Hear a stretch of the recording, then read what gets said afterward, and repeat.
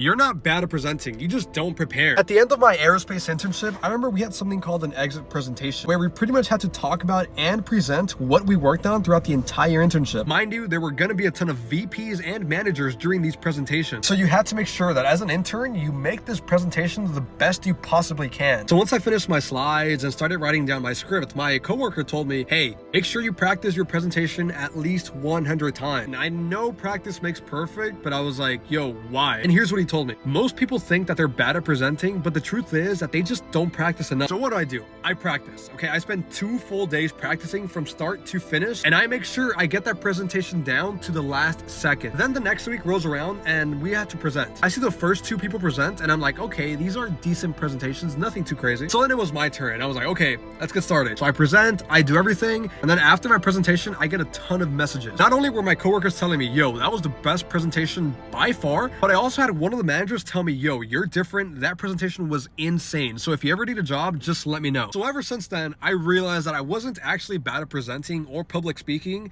It was mainly that I didn't practice enough. So the next time that you're gonna speak or present, just practice, okay? Just practice. Follow for more.